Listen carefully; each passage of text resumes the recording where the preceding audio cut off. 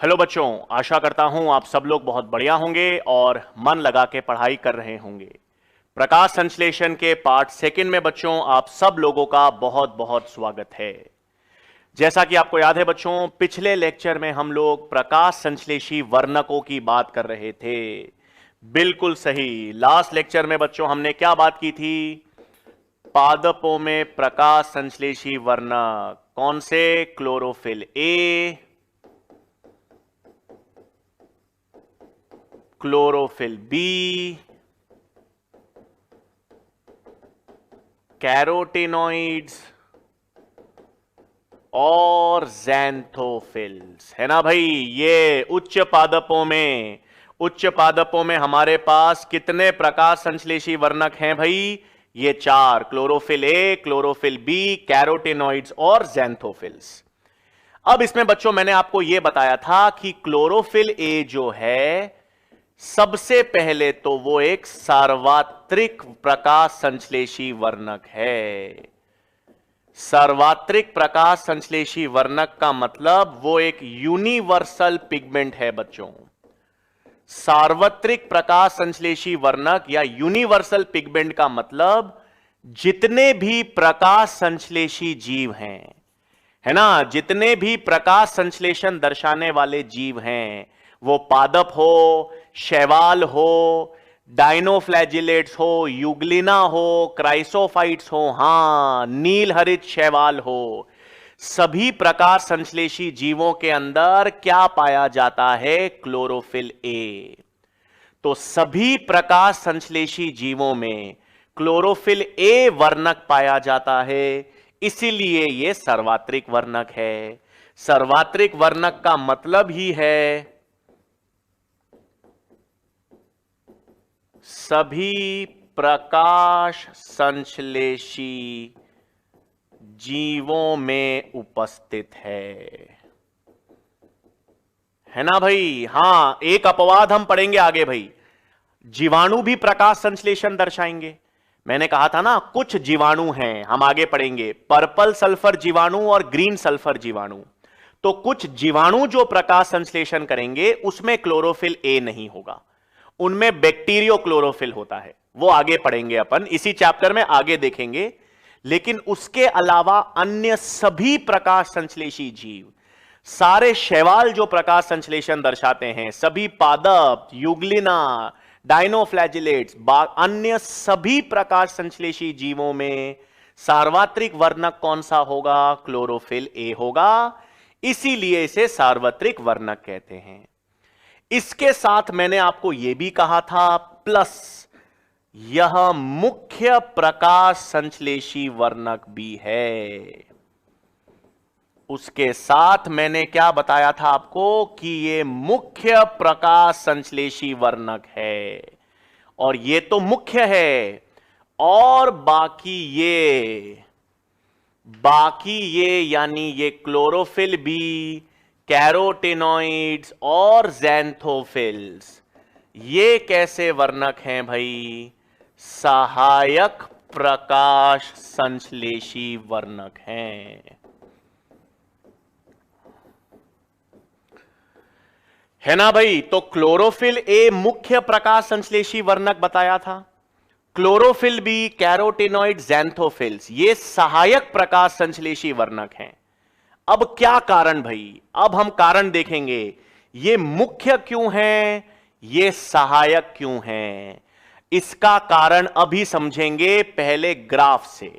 ठीक है, ग्राफ जो एनसीईआरटी में दे रखे हैं बच्चों, पहले वो दो ग्राफ बनाऊंगा मैं, और ग्राफ बताने के बाद, ग्राफ समझाने के पश्चात अपन देखेंगे, यह आपको स्वयं मालूम चल जाएगा कि क्लोरोफिल ए मुख्य क्यों है और ये सहायक क्यों है। ठीक है बच्चों, आ जाओ। अब एनसीईआरटी में बच्चों दो ग्राफ दे रखे हैं। हां, एक ग्राफ तो दे रखा है एब्जॉर्प्शन स्पेक्ट्रम, जिसे हम अवशोषण स्पेक्ट्रम कहते हैं,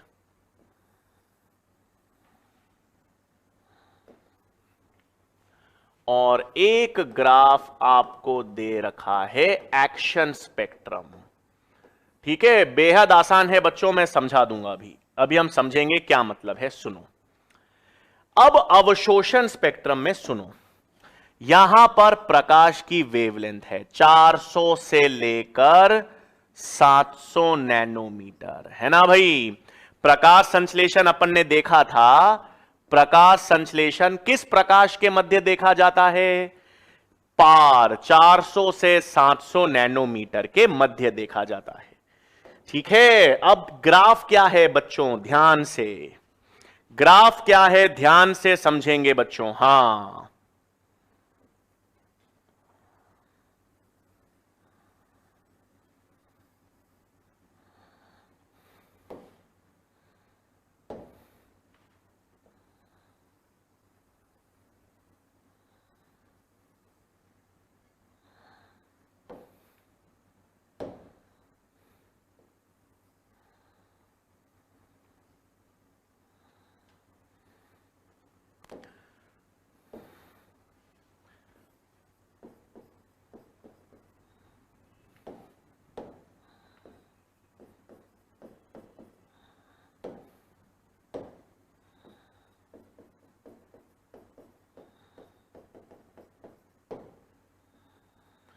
ठीक है बच्चों, ये एक अवशोषण स्पेक्ट्रम का ग्राफ एनसीईआरटी ने बना रखा है। एनसीईआरटी ने बना रखा है chlorophyll A, chlorophyll B, carotenoids. क्या मतलब है, सुनो। हम लोग प्रकाश संश्लेषण में क्या पढ़ रहे हैं? प्रकाश संश्लेषी वर्णक। हम लोग क्या पढ़ रहे हैं बच्चों? प्रकाश संश्लेषी वर्णक पढ़ रहे हैं। ठीक है, ये जो प्रकाश संश्लेषी वर्णक हैं, chlorophyll A, chlorophyll B, carotenoids, ज़ैंथोफिल्स, ये प्रकाश संश्लेषी वर्णकों का काम क्या है? इन प्रकाश संश्लेषी वर्णकों का काम है प्रकाश का अवशोषण करना। इनका काम क्या है?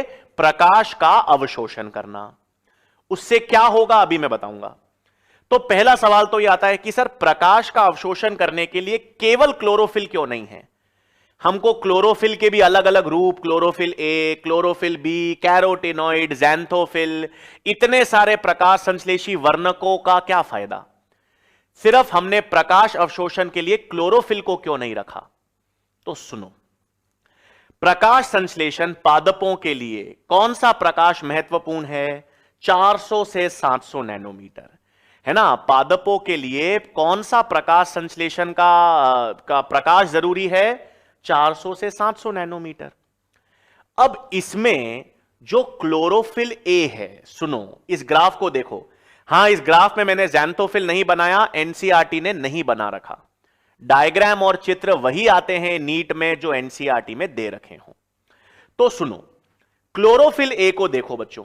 क्लोरोफिल ए किस प्रकाश पर अवशोषण दर्शा रहा है? जहां पर देखो क्लोरोफिल 400, ये विबग्योर है ना भाई, ये क्या सिस्टम है? ये violet, indigo, blue, green, yellow, orange और रेड, इस तरह से होगा, है ना। मतलब यहां कहीं पर ब्लू होगा और यहां कहीं पर रेड होगा। तो क्लोरोफिल ए को देखो बच्चों, क्लोरोफिल ए कहां पर प्रकाश का अवशोषण दर्शा रहा है? ब्लू, नीले प्रकाश पर। और नीले के बाद किस प्रकाश पर अवशोषण दर्शा रहा है? लाल प्रकाश पर। यह ग्राफ क्या दर्शाता है? अवशोषण स्पेक्ट्रम का मतलब एक प्रकाश संश्लेषी वर्णक किस प्रकाश का अवशोषण करता है ना। प्रकाश का परास कितना है, रेंज कितनी है? 400 से 700 नैनोमीटर की रेंज है। उसमें से जो क्लोरोफिल ए है वो कौन से प्रकाश का अवशोषण करता है? वो थोड़ी 400 से 700 सारे प्रकाश का थोड़ी अवशोषण कर पा रहा है। वो अवशोषण कौन से प्रकाश का कर रहा है? नीले और लाल प्रकाश का। इसी प्रकार क्लोरोफिल बी, क्लोरोफिल बी उसके आगे वाली रेंज, उसके आगे क्या होता है भाई? ग्रीन, हां, हरा प्रकाश, हरा पीला प्रकाश का अवशोषण कौन करेगा? Chlorophyll B. और उसके बाद ऑरेंज, है ना, विबग्योर येलो और ऑरेंज का अवशोषण कौन करेगा? कैरोटिनॉइड्स। कहने का मतलब है जो अलग अलग प्रकाश संश्लेषी वर्णक हैं, ये अलग अलग प्रकाश पर अवशोषण दर्शाते हैं। क्लोरोफिल ए नीले और हरे प्रकाश पर अवशोषण दर्शा रहा है, क्लोरोफिल बी पीले पर, हल्का नीले पर भी, ऑरेंज पर प्रकाश का अवशोषण दर्शा रहा है। कैरोटिनॉइड्स भी अलग अलग ऑरेंज पे प्रकाश का अवशोषण दर्शा रहे हैं। तो अलग अलग वेवलेंथ है ना, 400 से 700 नैनोमीटर क्या है? वेवलेंथ। तो अलग अलग वेवलेंथ पर अलग अलग वर्णक प्रकाश का अवशोषण दर्शाते हैं, इसे एब्जॉर्प्शन स्पेक्ट्रम कहते हैं। ठीक है, तो एब्जॉर्प्शन स्पेक्ट्रम वाला जो ग्राफ है वो आपको यह बताता है कि किस प्रकाश पर कौन सा वर्णक प्रकाश का अवशोषण कर रहा है, कौन से वेवलेंथ ऑफ प्रकाश का अवशोषण कर रहा है। तो sir chlorophyll A, chlorophyll B, carotenoid सब अपने अपने प्रकाश पर, अपने अपने वेवलेंथ पर प्रकाश का अवशोषण कर रहे हैं, तो क्लोरोफिल ए मुख्य क्यों हुआ, क्लोरोफिल बी मुख्य क्यों नहीं हुआ, कैरोटिनॉइड्स मुख्य क्यों नहीं हुए? सब अपने अपने प्रकाश का अवशोषण कर रहे हैं, कोई ब्लू कर रहा है, कोई ग्रीन, कोई येलो, कोई ऑरेंज, कोई रेड, सब प्रकाश का अवशोषण कर रहे हैं, अलग अलग वेवलेंथ पे कर रहे हैं। तो मुख्य क्लोरोफिल ए क्यों हुआ? सुनो क्यों हुआ। अब एक्शन स्पेक्ट्रम पर आओ। किस पर आओ? Action spectrum. वही 400 नैनोमीटर से 700 नैनोमीटर। इसमें क्या है ग्राफ में? कुछ इस तरह का ग्राफ एनसीईआरटी में है, कुछ इस तरह का ग्राफ है।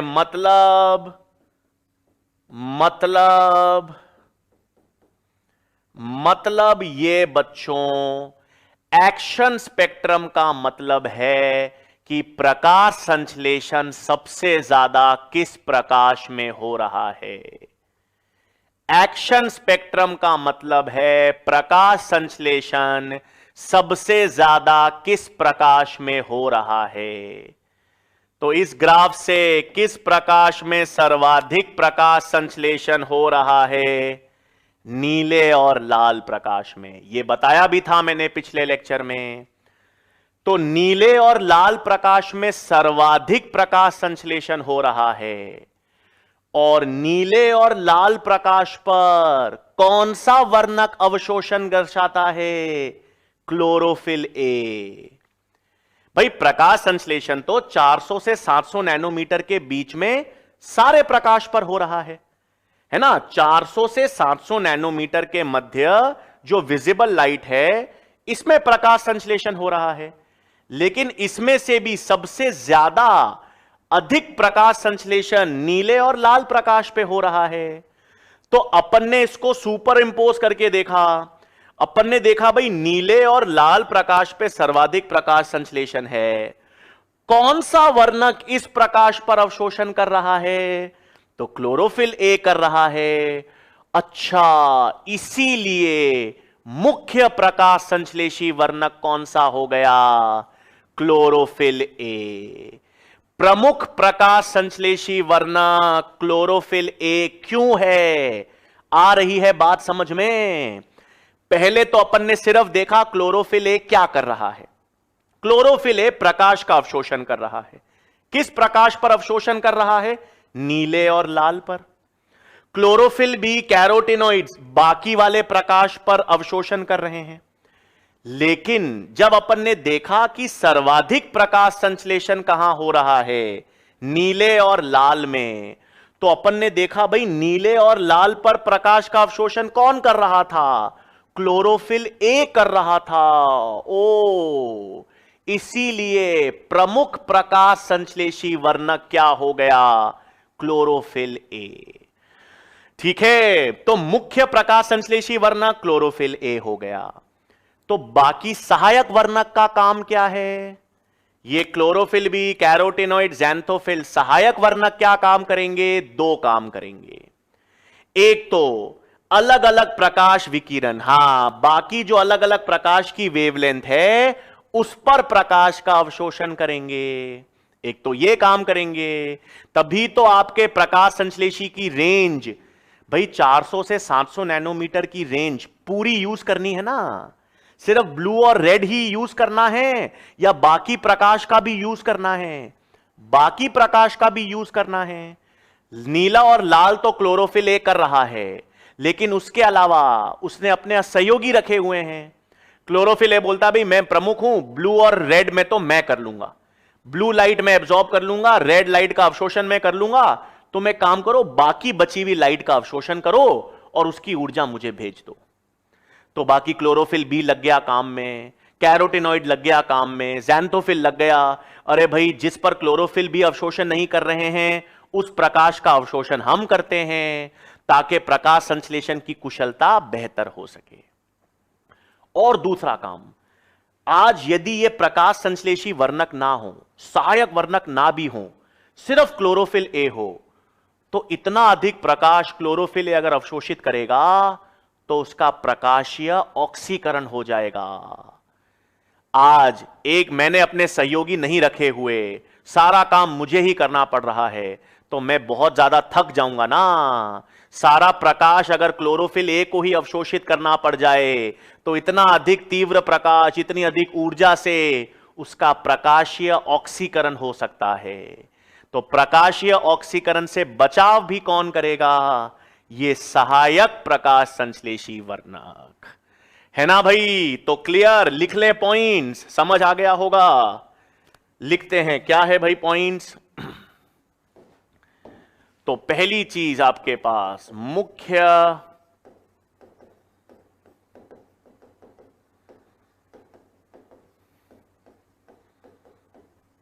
मुख्य प्रकाश संश्लेषी वर्णक जो है वो है क्लोरोफिल ए। क्यों है? नीले व लाल प्रकाश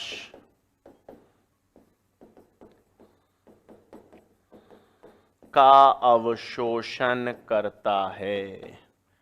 ठीक है, ये तो एब्जॉर्प्शन स्पेक्ट्रा। और इसी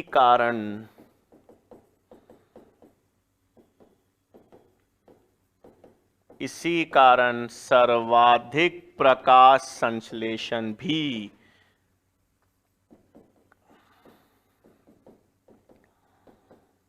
नीले व लाल प्रकाश में होता है।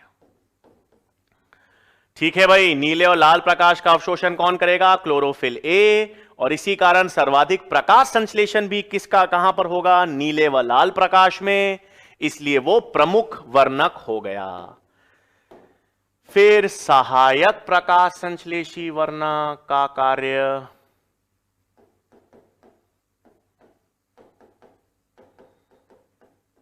सहायक प्रकाश संश्लेषी वर्णक का कार्य क्लोरोफिल बी, कैरोटेनॉइड्स और ज़ैंथोफिल्स, इनका कार्य क्या हो गया भाई? हां, इनका कार्य अन्य प्रकाशीय वेवलेंथ, अन्य प्रकाश वेवलेंथ का अवशोषण है ना। और दूसरा, क्लोरोफिल ए को प्रकाशीय ऑक्सीकरण से बचाना। ठीक है बच्चों, तो हमारे पास मुख्य प्रकाश संश्लेषी वर्णक क्लोरोफिल ए क्यों है, समझ आ गई।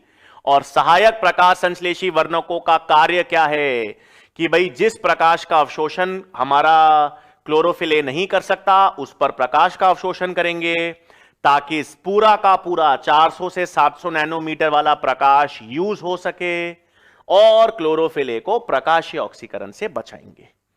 ठीक है, अब सुनो, ये तो बात हो गई है। अब सवाल आता है सर ये प्रकाश संश्लेषी वर्णक कैसे उपस्थित होंगे, कहां पाए जाएंगे, कैसे व्यवस्थित होंगे?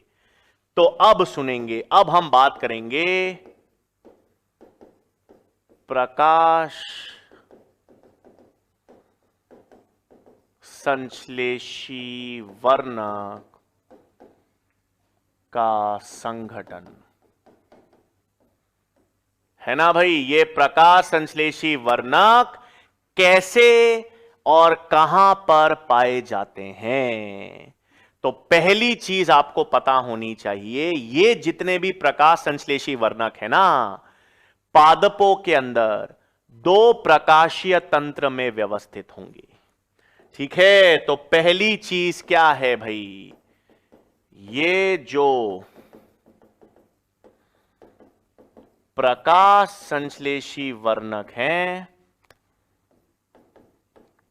पादपों में दो प्रकाशीय तंत्र यानी दो फोटो सिस्टम PS1 और PS2 में व्यवस्थित होते हैं।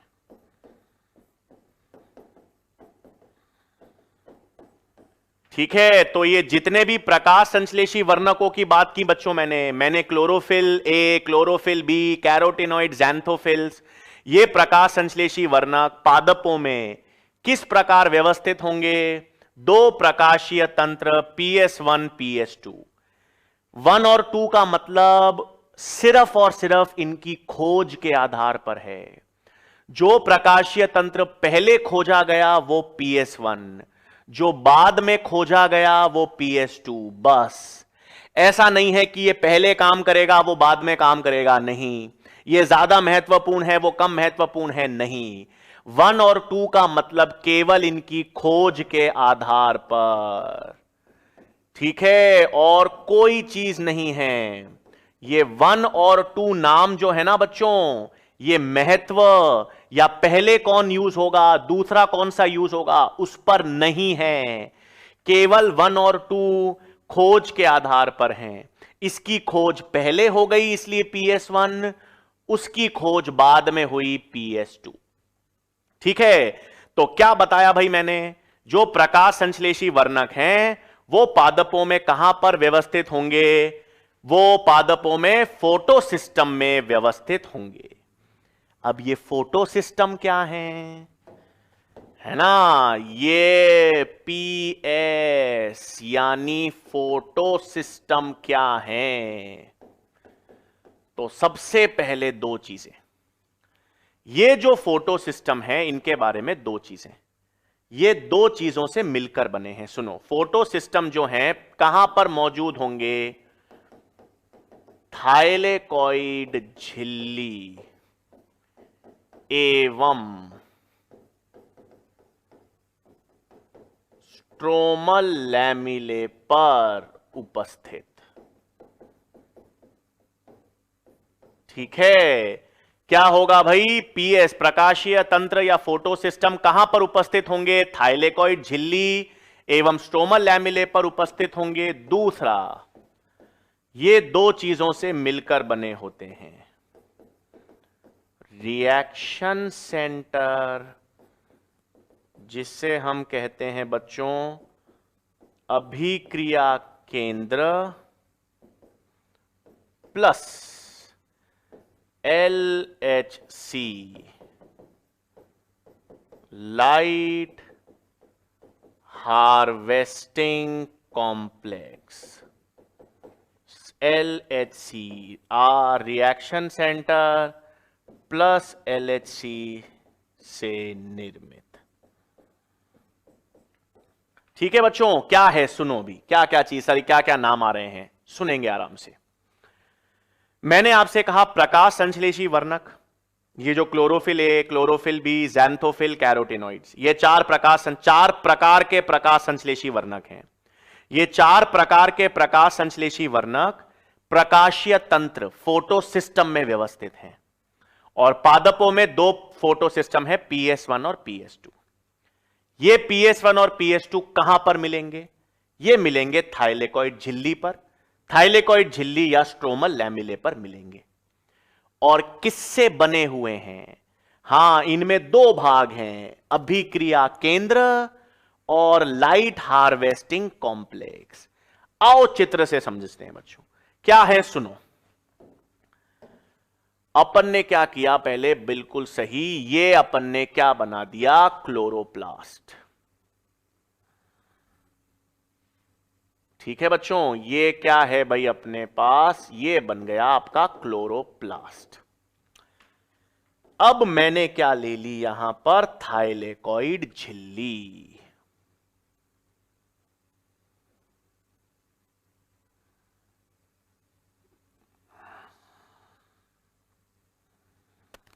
इसको एक काम करता हूं, एक ही बना देता हूं बच्चों में, एक बड़ी सी थाइलेकॉइड झिल्ली बना देता हूं।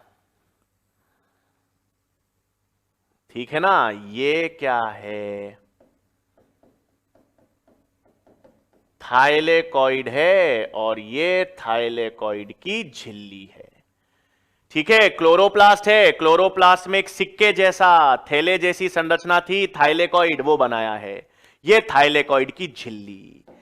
इस थाइलेकॉइड की झिल्ली पर, इस थाइलेकॉइड की झिल्ली पर आपके पास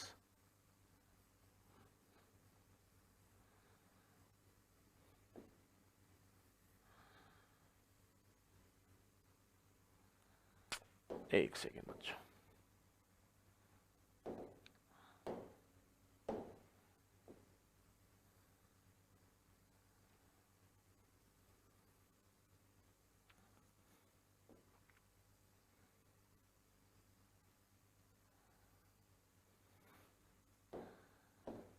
ये क्या बनाया मैंने, एक फोटो सिस्टम।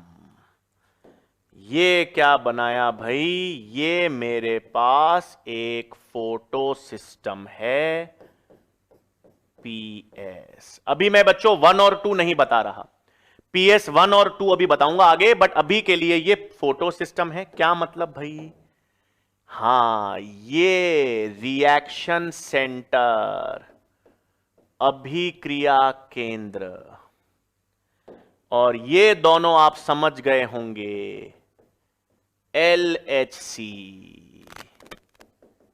ये समझ गए होंगे आप, LHC, है ना। तो एक प्रकाशीय तंत्र, फोटो सिस्टम की बात कर रहा हूं। फोटो सिस्टम मैंने आपसे कहा किस पर मौजूद होगा, थाइलेकॉइड की झिल्ली पर। थाइलेकॉइड की झिल्ली है, थाइलेकॉइड झिल्ली पर मैंने क्या बना दिया, एक फोटो सिस्टम।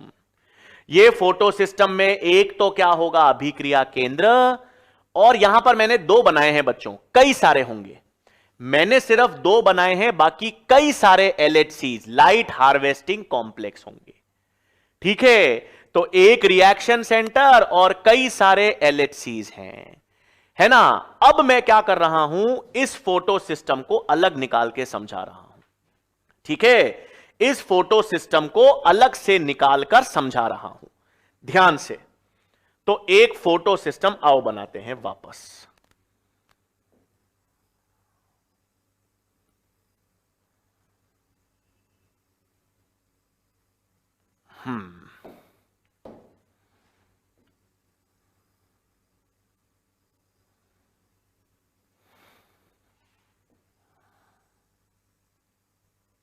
ठीक है बच्चों, अच्छी तरह समझा दूंगा, कोई दिक्कत नहीं है। ठीक है, ये फोटो सिस्टम है, बिल्कुल सही, ये आपको मालूम चल गया, ये हमारा रिएक्शन सेंटर है, अभिक्रिया केंद्र है, और ये हमें मालूम चल गया LHC, यानी लाइट हार्वेस्टिंग कॉम्प्लेक्स है। ठीक है भाई, तो LHC लाइट हार्वेस्टिंग कॉम्प्लेक्स है, और दूसरा क्या बताया मैंने आपको, रिएक्शन सेंटर। अब सुनो, इस लाइट हार्वेस्टिंग कॉम्प्लेक्स में, इस लाइट हार्वेस्टिंग कॉम्प्लेक्सेस में आपको ये क्या मिलेंगे,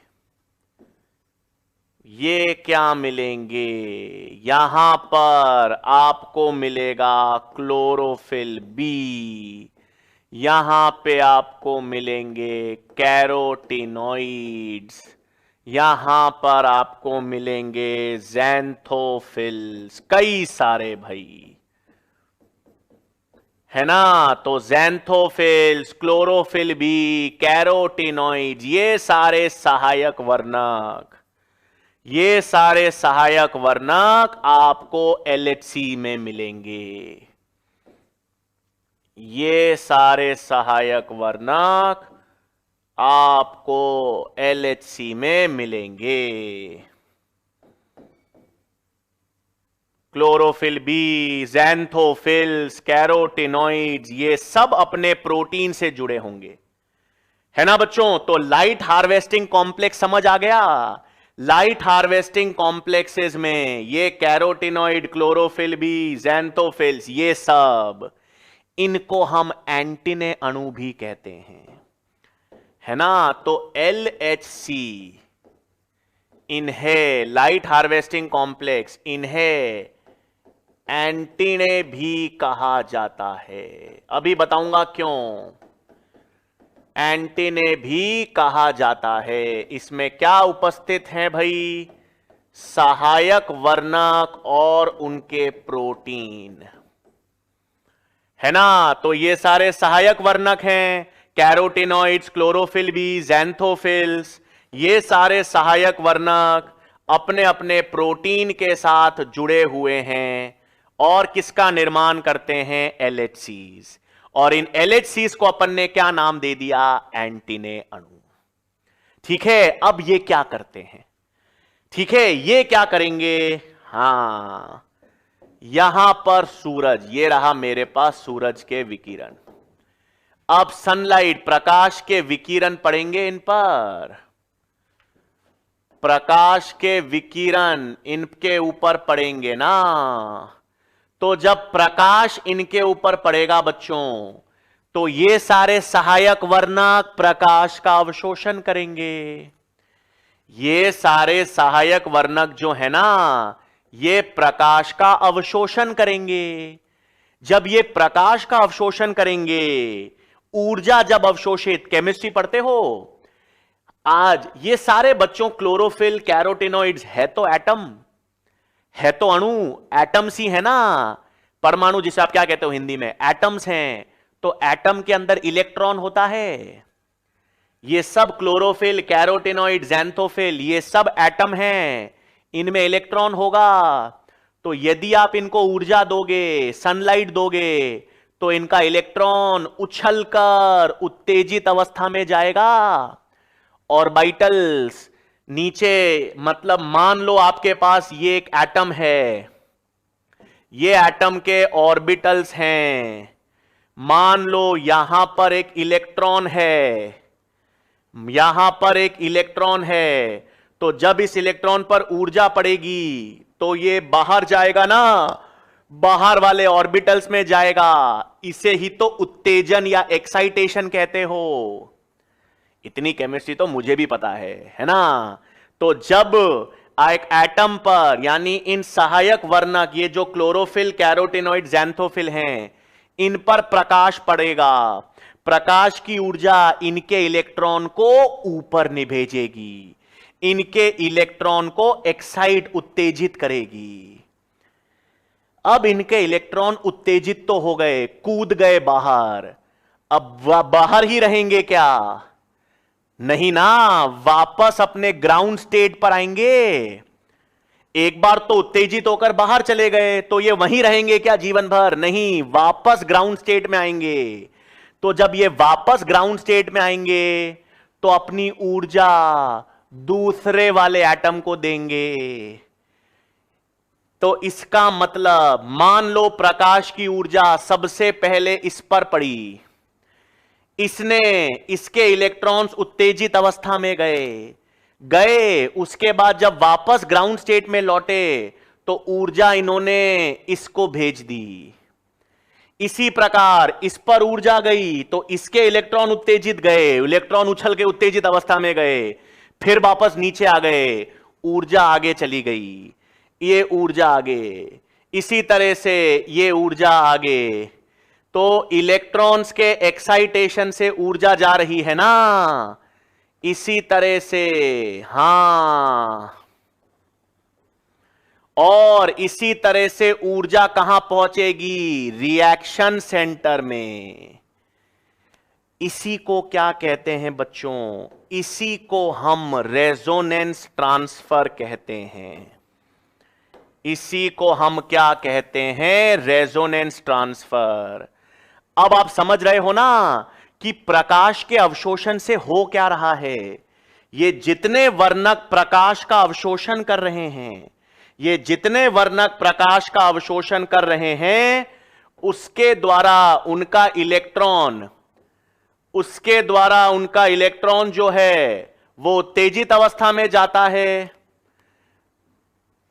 कहां जाता है? उत्तेजित अवस्था में जाता है, और आगे वाले वर्णक को उत्तेजित कर देता है। सही। इसे ही हम क्या कहते हैं भाई? Resonance transfer. इसे ही हम क्या कहते हैं? Resonance transfer.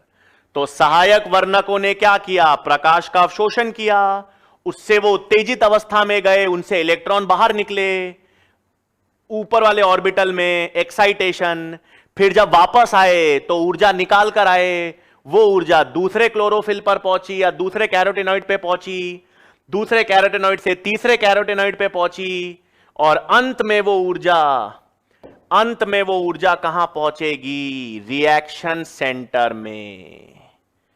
अब रिएक्शन सेंटर में क्या है? रिएक्शन सेंटर में आपके पास क्लोरोफिल ए का एक जोड़ा, एक क्लोरोफिल ए है। क्या है भाई? रिएक्शन सेंटर में क्लोरोफिल ए का एक जोड़ा है। भाई एक अणु तो एक ही है, लेकिन वो जोड़े के रूप में है। क्लोरोफिल ए एक ही है लेकिन जोड़े में है। तो ये क्लोरोफिल ए पर पहुंचा, तो रिएक्शन सेंटर में क्या मिलेगा भाई? रिएक्शन सेंटर में क्या मिला? रिएक्शन सेंटर में, अभिक्रिया केंद्र में आपको क्लोरोफिल का एक अणु मिला जो जोड़े में है। उसके साथ साथ बच्चों, उसके साथ साथ इनमें प्रोटीन संकुल भी होगा। क्लोरोफिल ए के साथ साथ इसके अंदर क्या होगा? प्रोटीन संकुल। तो अभी तक तो बच्चों एक फोटो सिस्टम की संरचना अपन ने देखी है। मैंने आपको एक फोटो सिस्टम या प्रकाशीय तंत्र की संरचना बताई।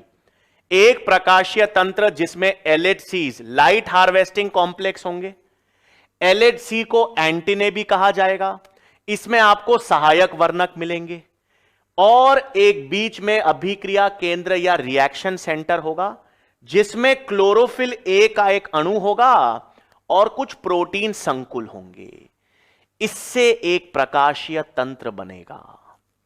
और ऐसे कितने प्रकाशीय तंत्र पादपों में हैं? 2। ऐसे कितने प्रकाशीय तंत्र पादपों में हैं? PS1 और PS2।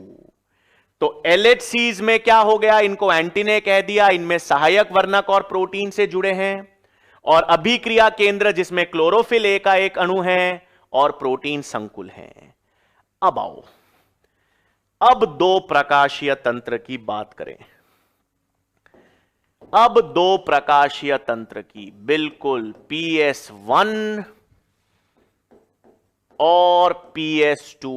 क्या फर्क है भाई? PS1 और PS2। एक सेकेंड।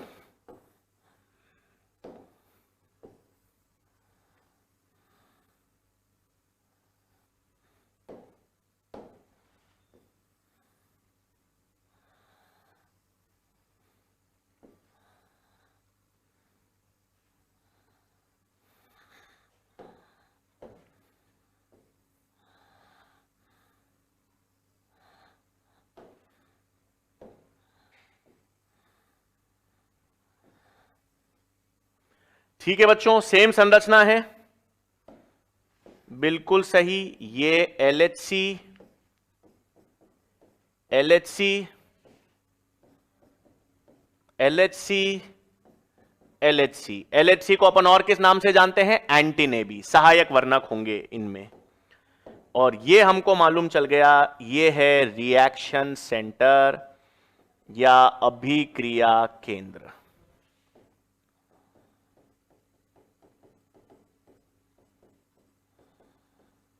है ना बच्चों? क्या बताया है? सहायक वर्णक, बिल्कुल सही।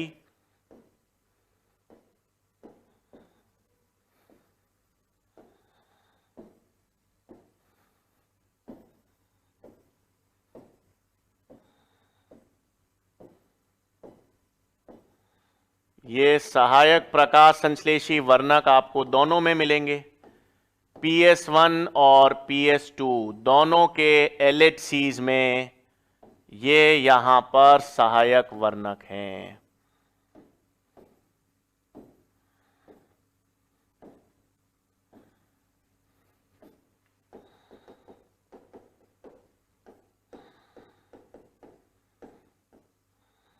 ठीक है, क्या है भाई? ये सहायक वर्णक। इसका मतलब यह है कि इन दोनों में, सहायक वर्णक में तो कोई अंतर है नहीं। हां, रिएक्शन सेंटर में, रिएक्शन सेंटर में यहां पर भी एक क्लोरोफिल ए होगा, यहां पर एक क्लोरोफिल ए है,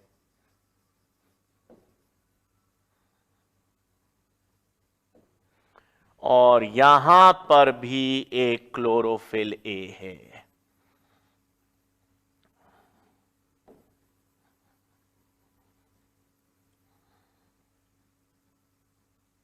है ना बच्चों? अब फर्क क्या है सुनो, ये जो क्लोरोफिल ए है PS1 का, ये जो क्लोरोफिल ए है, सुनेंगे एक सेकेंड, और ये जो क्लोरोफिल ए है,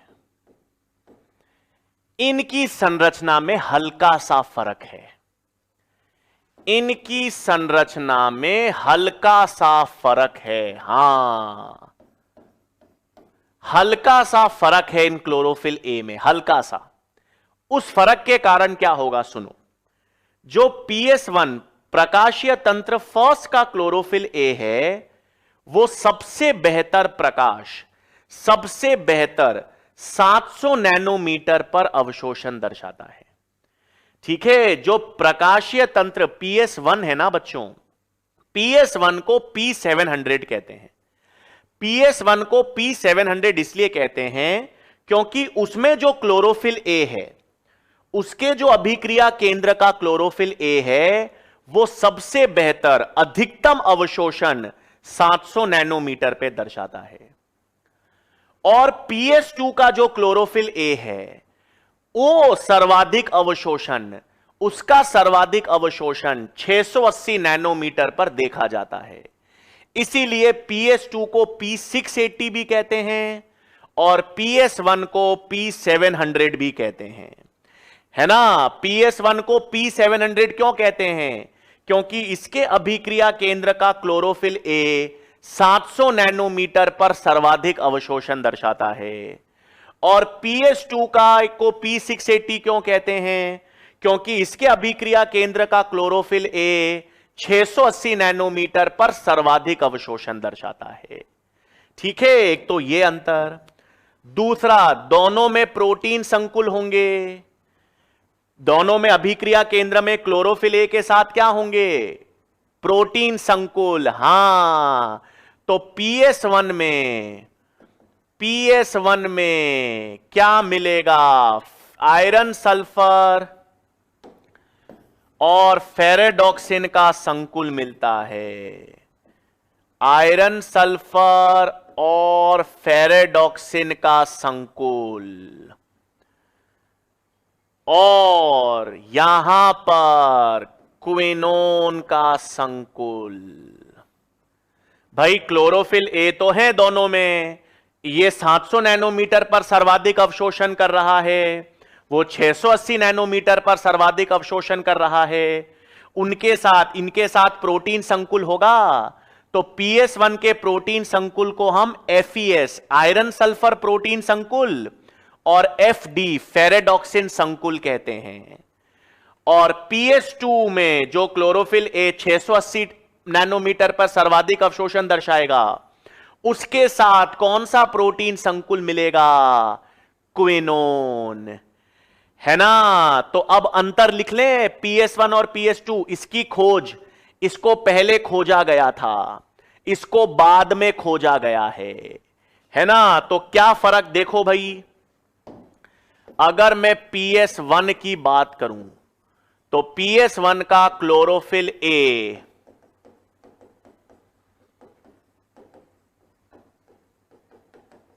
सर्वाधिक अवशोषण 700 नैनोमीटर पे दर्शाता है, और इनमें प्रोटीन संकुल आयरन सल्फर प्रोटीन एवं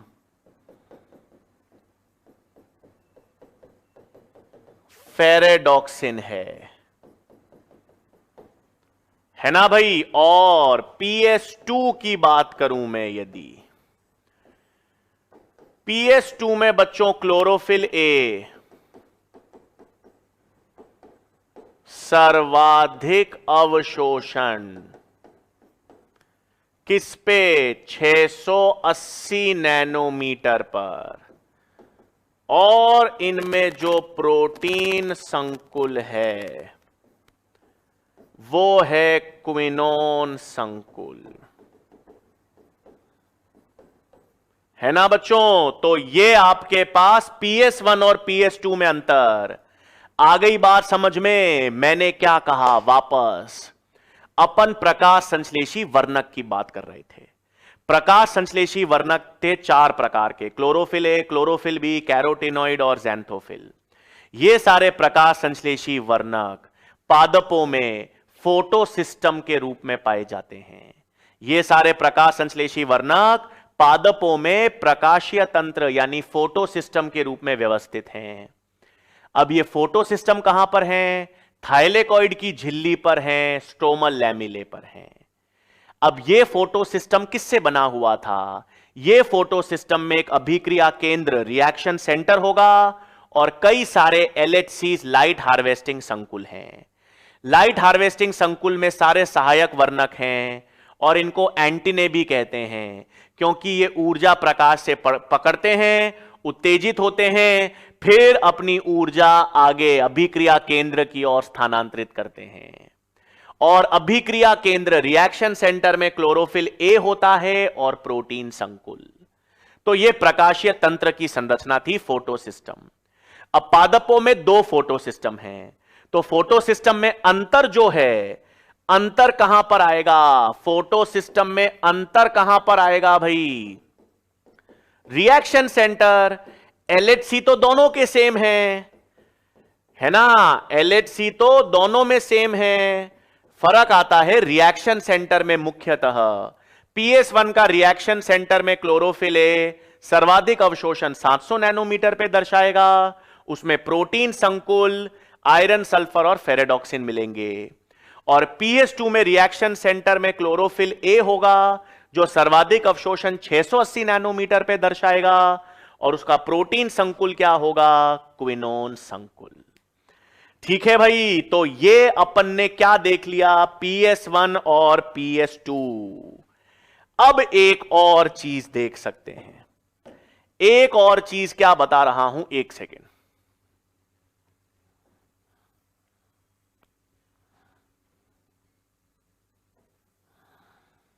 ये क्लोरोप्लास्ट,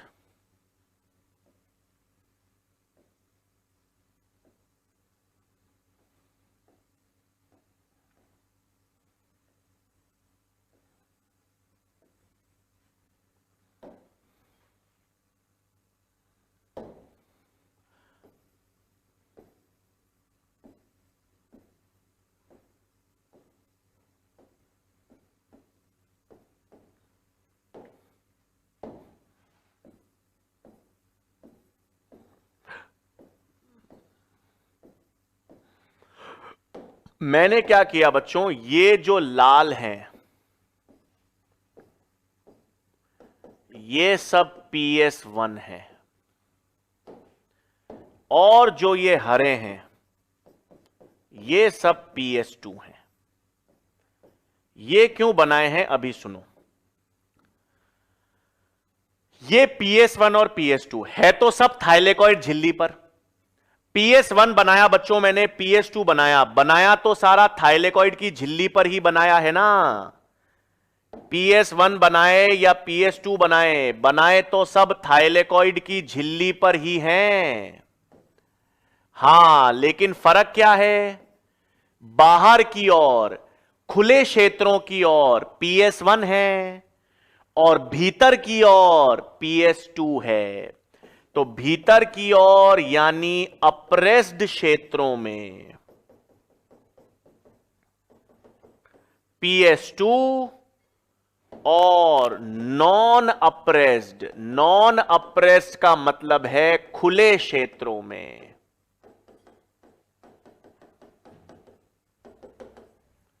PS1 है ना भाई। देखो जो खुले हुए क्षेत्र हैं, बाहर की तरफ खुले हुए क्षेत्र हैं, उन पर तो PS1 मिलेगा, थाइलेकॉइड झिल्ली और स्ट्रोमल लैमेले। और ये थाइलेकॉइड एक के ऊपर एक व्यवस्थित हैं, तो अंदर की ओर धसे हुए क्षेत्र जो हैं, भीतर की ओर छुपे हुए क्षेत्र जो हैं, अप्रेस्ड का मतलब छुपे हुए। तो छुपे हुए क्षेत्रों में क्या मिलेगा, PS2, और खुले क्षेत्रों में क्या मिलेगा, PS1। यह जरूरी है आगे के फंक्शन या आगे का कार्य समझने के लिए। ठीक है बच्चों, तो PS1 और PS2 जो बाहर खुले हुए क्षेत्रों में ऊपर की ओर पाए जाएंगे PS1, जो भीतर की ओर दबे हुए क्षेत्रों में पाए जाएंगे वहां पर क्या होंगे, PS2। ठीक है, अब ये जो PS1 और PS2 हैं, ये काम किस में करेंगे, ये काम कैसे, व्यवस्था तो देख ली, काम किस में करेंगे भाई, प्रकाशीय अभिक्रिया में। इनका काम किस में आएगा बच्चों, लाइट रिएक्शंस। तो लाइट रिएक्शंस को हम क्या कहते हैं, फोटोकेमिकल अवस्था। ठीक है, अब हम डिटेल में विस्तार में किसकी बात करेंगे, प्रकाशीय अभिक्रिया की। अब हम विस्तार में क्या समझेंगे बच्चों, प्रकाशीय अभिक्रिया को डिटेल में या विस्तार में समझेंगे। कैसे, आ जाओ। आपको याद होगा बच्चों, मैंने बताया था प्रकाशीय अभिक्रिया में पहला पद क्या होगा, पहला पद क्लोरोफिल द्वारा प्रकाश अवशोषण एवं उत्तेजन। अब उत्तेजन से मतलब समझ आ गया ना, प्रकाश LHC वर्णक अवशोषित करेंगे, इलेक्ट्रॉन उत्तेजित अवस्था में जाएंगे और रेजोनेंस ट्रांसफर से ऊर्जा अभिक्रिया केंद्र तक पहुंचेगी। हां, उसके बाद क्या होगा, जल का प्रकाशीय अपघटन होगा। क्या होगा भाई, जल का प्रकाशीय अपघटन, और उससे ऑक्सीजन मुक्त होगी और इलेक्ट्रॉन्स भी। जल का प्रकाशीय अपघटन होगा, ऑक्सीजन मुक्त होगी। आगे अपन देखेंगे बच्चों, जल जो है वो इलेक्ट्रॉन दाता के रूप में भी काम करेगा। हां, जल किसके रूप में काम करेगा, इलेक्ट्रॉन दाता के रूप में, अभी अपन पढ़ेंगे। और ये तो पहला पद, दूसरा और तीसरा क्या होगा, वही तो विस्तार से देखना है कि NaATP और NADPH का संश्लेषण क्या होगा भाई, ATP और NADPH का संश्लेषण होगा। ठीक है, तो अब ये विस्तार में देखेंगे कैसे होगा, कैसे प्रकाशीय तंत्र PS1 और PS2 काम करेंगे बच्चों। आ जाओ।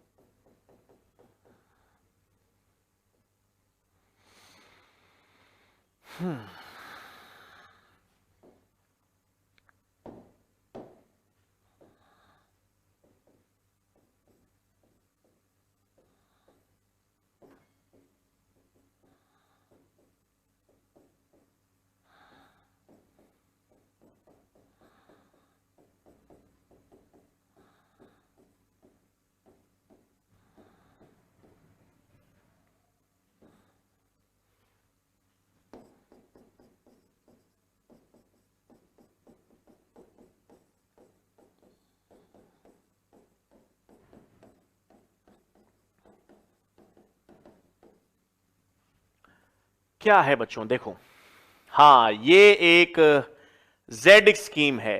अब एक सेकंड, सबसे पहले तो बच्चों ध्यान रखना है क्या कर रहे हैं अपन। ये मैंने कौन सा फोटो सिस्टम बनाया है, PS2। ये कौन सा, ये PS2 है और ये PS1 है। बिल्कुल सही, ठीक है। 2H म्यू,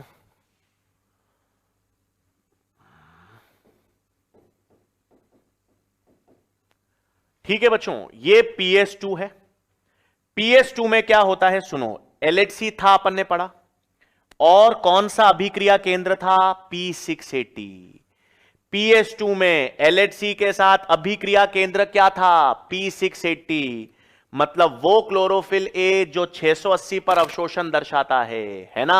हां, अब प्रकाश पड़ेगा भाई, प्रकाश किस पे पड़ेगा? ये एच म्यू क्या है? प्रकाश। प्रकाश पड़ा ना क्लोरोफिल पर। प्रकाश किस पे पड़ा बच्चों? एलएचसी और क्लोरोफिल पे पड़ा।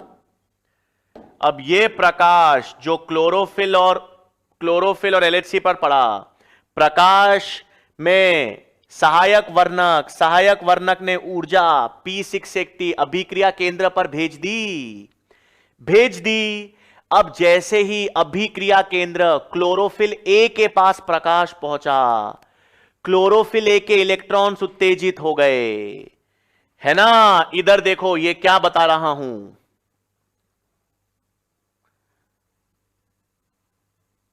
ये वाला, ये एलएचसी है, एलएचसी उत्तेजित हो गए। एलएचसी उत्तेजित होकर ऊर्जा कहां पर भेजते हैं? अभिक्रिया केंद्र पर। कहां पर भेजेंगे? अभिक्रिया केंद्र पर। यह रहा PS2। अब जैसे ही ऊर्जा, प्रकाशीय ऊर्जा क्लोरोफिल ए पर पहुंची, क्लोरोफिल से इलेक्ट्रॉन्स निकले और इलेक्ट्रॉन किस पर चले गए? इलेक्ट्रॉन क्लोरोफिल ए से निकलकर कहां पर गए? क्विनोन पर गए। PS2 है भाई।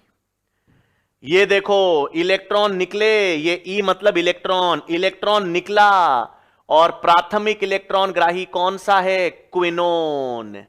किस पे गए? क्विनोन। प्राथमिक इलेक्ट्रॉन, इसको क्विनोन भी कह सकते हो, इसका एक और नाम है PQ, प्लास्टोक्विनोन भी कह सकते हो। निकल गया इलेक्ट्रॉन, क्या हुआ? इससे प्रकाश ने इलेक्ट्रॉन किससे निकाला? प्रकाश की ऊर्जा ने इलेक्ट्रॉन क्लोरोफिल से निकाला और क्लोरोफिल से इलेक्ट्रॉन किसने पकड़ लिया? प्लास्टोक्विनोन या क्विनोन ने। इलेक्ट्रॉन किसने पकड़ लिया? प्लास्टोक्विनोन ने। अब वो इलेक्ट्रॉन का स्थानांतरण होगा। इलेक्ट्रॉन निकल गया, इलेक्ट्रॉन को किसने पकड़ा? क्विनोन ने। अब वो क्विनोन से इलेक्ट्रॉन का स्थानांतरण होगा। क्विनोन से CYT, साइटोक्रोम, सबसे प्रमुख इलेक्ट्रॉन वाहक प्रोटीन साइटोक्रोम के बाद ये PC, प्लास्टोसाइनिन। क्या हो रहा है? इलेक्ट्रॉन्स का स्थानांतरण। यानी जब इलेक्ट्रॉन्स का स्थानांतरण होता है ETC में, ऑक्सीकरण हो रहा था, तब ATP बना था। यहां पर भी बनेगा, यहां पर भी ATP बनेगा। इसी तरीके से LHC, PS1 से प्रकाशीय ऊर्जा, PS1 पर भी यही होगा। PS1 के LHC प्रकाश का अवशोषण करेंगे, उसका क्लोरोफिल 700 नैनोमीटर का प्रकाश का अवशोषण करके उससे इलेक्ट्रॉन निकलेंगे तो कौन ग्रहण करेगा? PS1 से जो इलेक्ट्रॉन निकलेंगे, PS1 के अभिक्रिया केंद्र से इलेक्ट्रॉन निकलेंगे, कौन पकड़ेगा? आयरन, सल्फर या फेरेडॉक्सिन। आयरन, सल्फर और फेरेडॉक्सिन। और ये इलेक्ट्रॉन्स का स्थानांतरण होगा। ये पूरा क्या है? ETC। यहां पर इलेक्ट्रॉन का स्थानांतरण ही तो हो रहा है, इलेक्ट्रॉन का। और वो इलेक्ट्रॉन्स NADP पकड़कर NADPH2 बना देगा। वो इलेक्ट्रॉन्स NADP पकड़कर अपचयित हो जाएगा NADPH2 में। अब आप बोलोगे सर क्लोरोफिल से इलेक्ट्रॉन निकल गए तो वापस क्लोरोफिल को इलेक्ट्रॉन चाहिए भी तो। आपने एक बार तो क्लोरोफिल से इलेक्ट्रॉन निकाल दिया, अब उसको वापस इलेक्ट्रॉन कहां से मिलेगा? उसको इलेक्ट्रॉन जल से मिलेगा। उसको इलेक्ट्रॉन कहां से मिलेगा? जल से। जल का क्या होगा? प्रकाशीय अपघटन। जल का क्या होगा बच्चों? प्रकाशीय अपघटन। जल का प्रकाशीय अपघटन होगा तो ऑक्सीजन मुक्त होगा, उसके साथ साथ इलेक्ट्रॉन भी तो निकलेगा, तो जल के इलेक्ट्रॉन्स वापस क्लोरोफिल को मिल जाएंगे। जल के इलेक्ट्रॉन्स पुनः क्लोरोफिल को मिल जाएंगे। इसका मतलब पहली बार तो क्लोरोफिल से इलेक्ट्रॉन निकला, लेकिन वो इलेक्ट्रॉन वापस जल ने इसको दे दिया ना भाई। एक बार 100 रुपए मैंने खर्च कर दिए, लेकिन मेरे मित्र ने मुझे वापस 100 रुपए दे दिए, तो खर्चा किसका हुआ, मेरा या मेरे मित्र का? मित्र का खर्चा हुआ ना। मैं क्लोरोफिल, मेरे को प्रकाश मिला, एक बार मेरे को प्रकाश मिला, मेरे को ऊर्जा आई और मैंने खर्चा कर दिया 100 रुपए का, तो मेरे से 100 रुपए एक बार तो निकल गए, ये 100 रुपए इलेक्ट्रॉन्स, और वो 100 रुपए स्थानांतरित हो रहे हैं वाहक प्रोटीन्स के द्वारा। फिर मेरे 100 रुपए मेरे पास कमी हो गई, तो मेरे मित्र ने बोला ले भाई 100 रुपए मुझसे ले ले, तो जल से वापस क्लोरोफिल को 100 रुपए मिल गए, तो खर्चा किसका हुआ, उस जल का, H2O। इसका मतलब इस पूरे तंत्र में, इस पूरे सिस्टम में इलेक्ट्रॉन दाता कौन हुआ, इलेक्ट्रॉन डोनर कौन हुआ, जल। तो प्रकाश संश्लेषण में जल से इलेक्ट्रॉन निकल रहे हैं, जल से ऑक्सीजन तो मुक्त हो रही है, लेकिन जल से इलेक्ट्रॉन्स मिल रहे हैं। वो इलेक्ट्रॉन्स के स्थानांतरण के कारण ही तो, ये इलेक्ट्रॉन स्थानांतरण के कारण ही तो एटीपी और NADPH2 बनते हैं। ये क्यों कर रहे हैं, ये सारा तामझाम, ये इलेक्ट्रॉन स्थानांतरण क्यों हो रहा है, ये प्रकाशीय अभिक्रिया क्यों हो रही है, ताकि एटीपी और NADPH2 का निर्माण हो सके। किसका निर्माण हो सके, एटीपी और NADPH2 का, एटीपी और NADPH2 का निर्माण।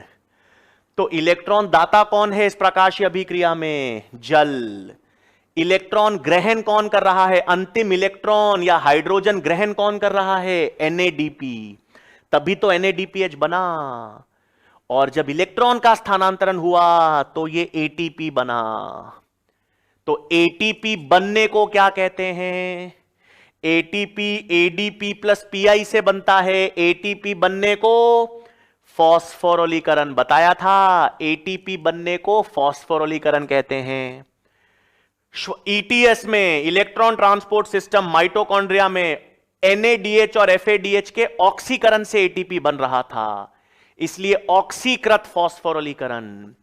यहां पर प्रकाश की ऊर्जा से ATP बन रहा है। भाई प्रकाश की ऊर्जा ही तो इलेक्ट्रॉन निकाल रही है, प्रकाश की ऊर्जा ही तो इलेक्ट्रॉन निकाल रही है, इसीलिए फोटोफॉस्फोरोलीकरण। प्रकाश के कारण ऊर्जा बन रही है ATP, फोटोफॉस्फोरोलीकरण। और इसमें इलेक्ट्रॉन जल से निकले, इलेक्ट्रॉन जल से निकले, वापस जल को मिले क्या, मित्र ने 100 रुपए खर्चा किया, उसका तो खर्चा हो गया ना, उसको वापस 100 रुपए मिले क्या कहीं से, नहीं मिले। इलेक्ट्रॉन जल से निकलकर दुकानदार NADP से NADPH2 बन गया, पुनः इलेक्ट्रॉन जल पर नहीं आए, और पुनः इलेक्ट्रॉन जल पर नहीं आए, इसलिए अचक्रीय। इलेक्ट्रॉन जल से निकलकर NADP को मिले NADPH2, ये अचक्रीय फोटोफॉस्फोरोलीकरण। और इसको, ये अल्फाबेट Z जैसा दिखता है, हां ये Z बना है, इसलिए इसको Z स्कीम कहते हैं। तो ये अचक्रीय फोटोफॉस्फोरोलीकरण को क्या कहते हैं बच्चों, Z स्कीम के नाम से जानते हैं।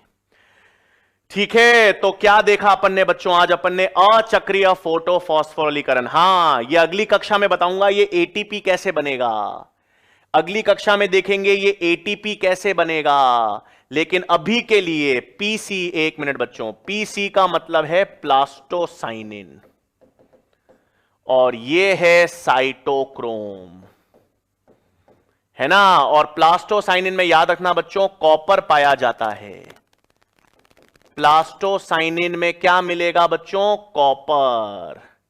प्लास्टोसाइनिन में क्या मिलेगा, कॉपर मिलेगा।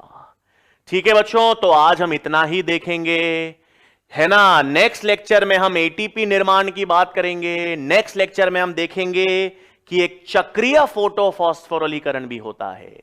हां, ये तो अचक्रीय है, एक चक्रीय फोटोफॉस्फोरोलीकरण भी होगा, वो हम नेक्स्ट लेक्चर में बात करेंगे। ठीक है भाई, तो बाकी का टॉपिक नेक्स्ट लेक्चर में। धन्यवाद।